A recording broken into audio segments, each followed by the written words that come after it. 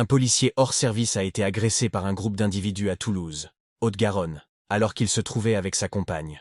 Il aurait été reconnu avant d'être frappé. Voici ce que l'on sait. Les faits se sont produits vers 18 h, alors que ce policier, affecté à la CRS 84 de Montauban, Tarn-et-Garonne, était au volant de sa voiture, près du métro Mermoz, dans le quartier de la Faourette. Le policier en repos se trouvait avec sa compagne, et le couple venait déposer un colis. Le fonctionnaire s'est stationné puis a entendu quelqu'un crier « Il y a un flic !» d'après l'une des sources. Un homme au visage dissimulé s'est approché du véhicule et lui a ordonné de dégager. Face au refus du policier, l'agresseur lui a porté des coups de poing au visage et lui a craché dessus.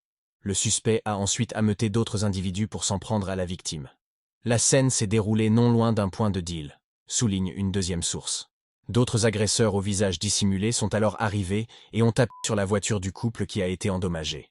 Le policier a alors accéléré et pris la fuite. Plusieurs auteurs ont suivi le véhicule des victimes. Le fonctionnaire s'est présenté au commissariat de Bellefontaine et a déposé plainte. Blessé, il a été conduit à l'hôpital. Sa compagne est sous le choc.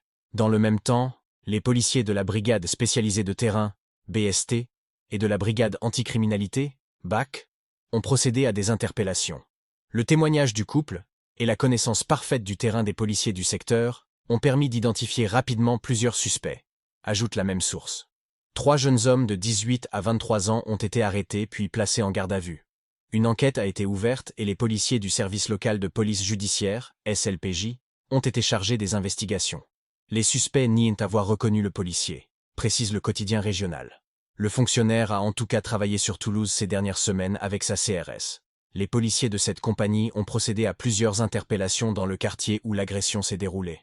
La suite des investigations permettra de déterminer si la victime a bien été reconnue, mais également d'identifier l'ensemble des agresseurs.